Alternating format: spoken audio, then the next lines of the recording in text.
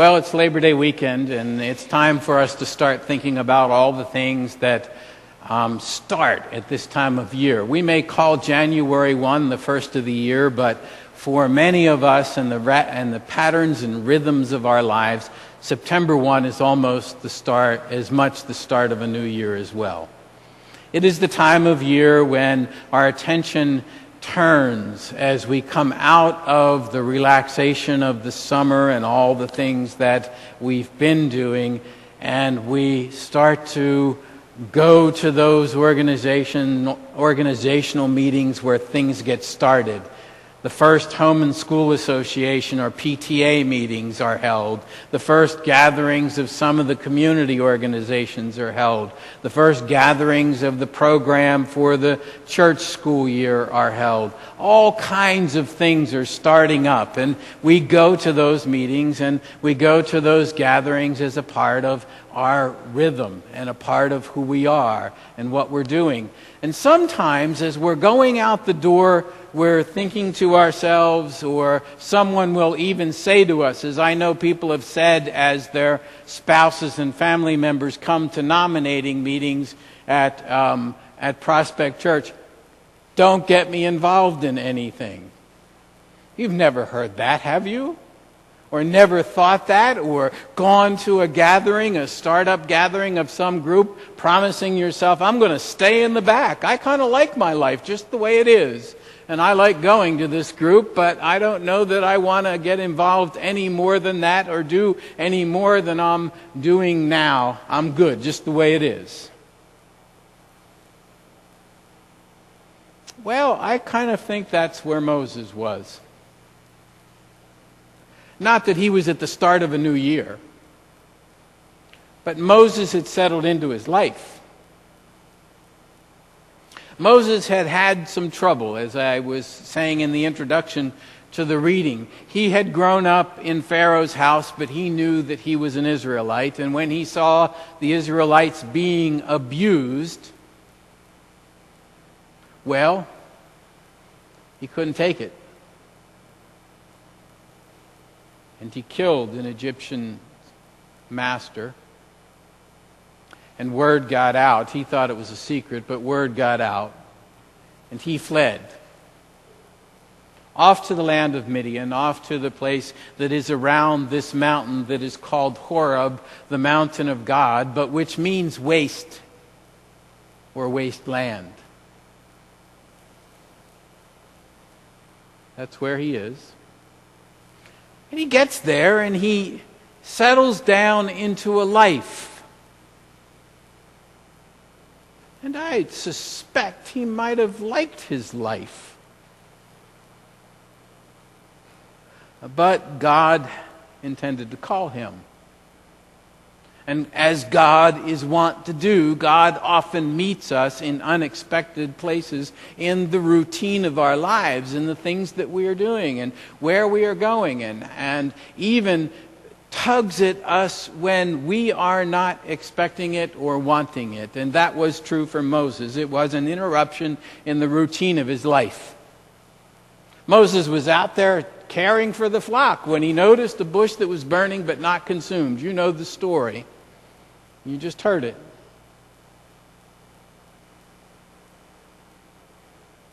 But he has to check it out. Something is going on here that requires attention. You know, that's how we get pulled into organizations. That's how we get pulled into community events. That's how we get pulled into things in the life of the church. Something is going on that requires our attention, and so we go. Not really expecting to meet God along the way, but just we go. And when we get there, we hear the voice of God, and the voice of God, maybe not the voice of God literally now. I'm not saying God whispers in your ear, but we get a sense that there is something more here than just the routine. That God is at work. And it disturbs us and challenges us. And God does that to us. God calls us outside of ourselves. We like it the way it is. We'd like to stay comfortable and at ease and not have more to do. And yet God keeps calling us.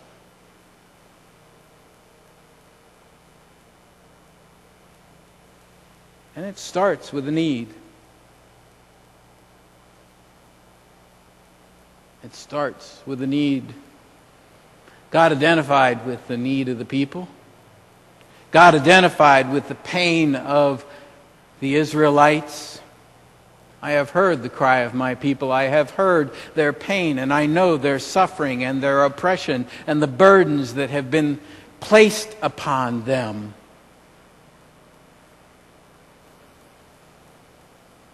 And so I'm coming down to do something about that. Only when God comes down to do something about it, a part of what God means is, I've chosen you, Moses, and you're going to do something about it.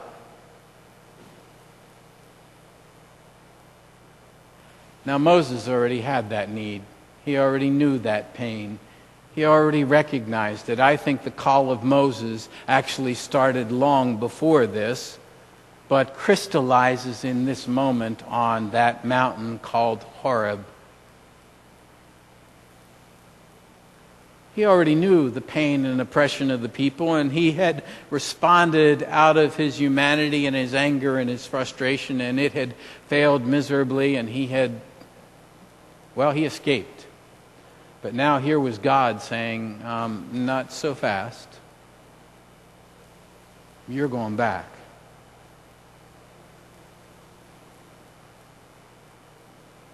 We too feel God's call when we recognize a need or a ministry and identify with it. That's how it unfolds for us. God calls us out of our comfort, out of the places where we like to stay all cocooned, and challenges us to be more than we are.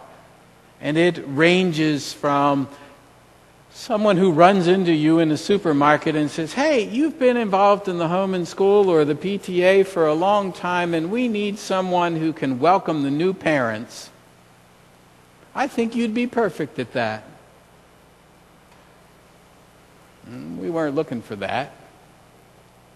We knew that people need to be welcomed, and we identify with them because we had been there, and it was a hard time for us, perhaps, and so that's how it happened for us.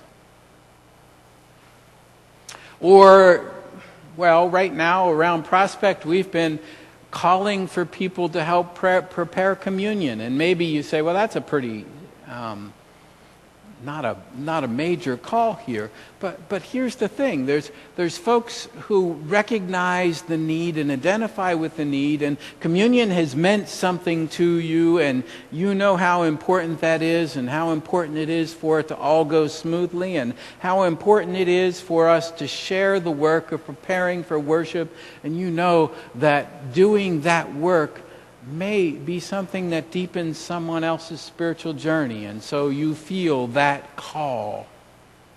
But you also think, I've got enough to do. Or Sunday morning before worship is not a good time for me. Or I have no clue how to do that. Been there?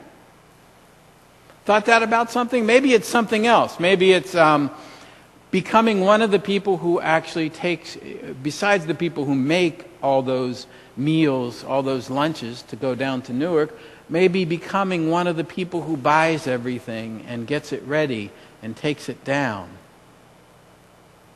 Or maybe becoming one of the coordinators of some part of the Interfaith Hospitality Network program. Or maybe you love to sing, but you've never sung in a choir. And all of these things stir up in us excuses and reasons why. Reasons why we can't do it. Reasons why we're not qualified. Reasons why we don't feel like we should be the one. And again, Moses knew that story. Matter of fact, Terence Fretheim, a very careful commentator on the book of Exodus, studies the unfolding of Moses' call. And he really traces the call of Moses from chapter 3 to chapter 7. He says it's unfolding all through that time. And he says that Moses offers 8 different excuses. 8 of them. Who am I? I can't speak. There's lots more. Those are the 2 most famous. And with each one of those excuses comes God's response. You see, the thing that, as we think about God's call in our lives and God's invitation for us to step out of our comfort zones and to be more than we think we are, because God knows that we are more than we think we are, is that God stays in the conversation and God remains present with us and God continues to challenge us, but God does not overpower us. God doesn't say to Moses, well, I don't know who you think you are, but I'm God, so you're going. God doesn't do it like that. God engages Moses in an ongoing conversation as the 2 of them in that conversation go back and forth and work out the nature of the call. And in some ways, if you read carefully the story, the way the call unfolds is not the way God planned it as at first. It gets modified. Moses says, I'm not a good speaker. And God says, well, okay, I'll give you Aaron. He can speak for you. And in fact, God is angry about that in the story. But God continues to engage and to be present with him and to move forward in that. And I think that's how our calls unfold. That's how our journeys of invitation, when we're feeling that tug and that pull into ministry of some sort, whether it's in the schools or in the community or at the places where we work or through the church, we're feeling pulled into things and we're saying, I can't do that, I can't do this, I can't do that. And there is this ongoing dialogue between us and God. Is maybe it doesn't unfold exactly the way that person who called us wants us to do it, but we still find a way to step outside of our comfort, outside of who we think we are, in order to become the people God calls us to be.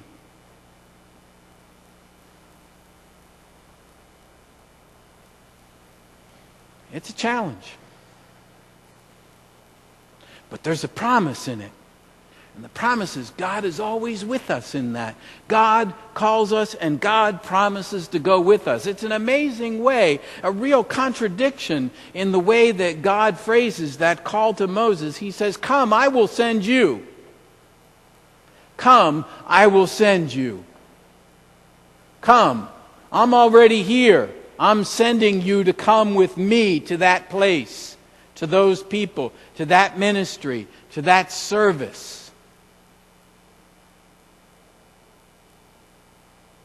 Now, the hard part of that is, and the hard part of us in sorting out our calls is that we don't always know right away. And there will be failures along the way. Moses goes the first time. That's part of that unfolding in chapter 3 to 7 of Exodus, is Moses goes that first time as God had commanded him. And when Moses gets there, he says to Pharaoh, the God of Abraham and Isaac and Jacob has sent me to tell you, let my people go. And the Pharaoh says, oh yeah? Not on your life. I just made their burden worse. And Moses retreats and says, God, I told you, I'm not the one. What's the issue here? So our calls, as we sort them out, as we live our lives of faith, it's not all success when we figure out what it is or when we come to an understanding of who God is calling us to be. It isn't that we have this perfect life. And it isn't that everything is all success and wonderful. It comes with challenges and struggles and difficulties and shortcomings. And even the promise of God to Abraham is, this is some promise. This is the sign by which you'll know that I called you. When you have the people free and they're liberated, you'll bring them to this mountain to worship. Only after the work of that call is completed does Moses know. Only after it's all over. That's not the real promise. The real promise, well, it is a real promise, but the important promise for me is that when God calls us outside of ourselves, to be more than we believe we are, to do things that we may not be anxious to do, but feel a pull and a tug toward. When God calls us, God promises to go with us, and God is with us. When things are going well and when we are struggling. That's the nature of God's call and God's presence. God is present with us in the call.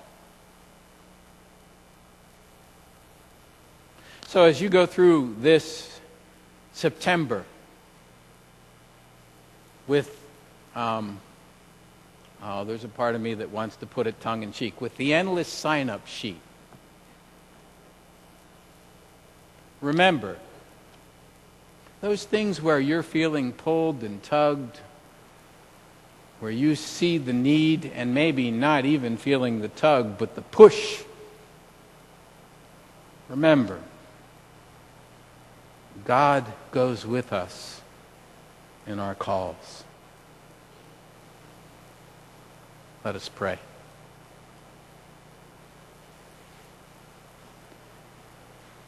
Our loving and gracious God, we thank you for the promise that you go with us. And we thank you for the challenge. The challenge that you know us better than we know ourselves. That you challenge us to grow into the people you have called us to be. Amen.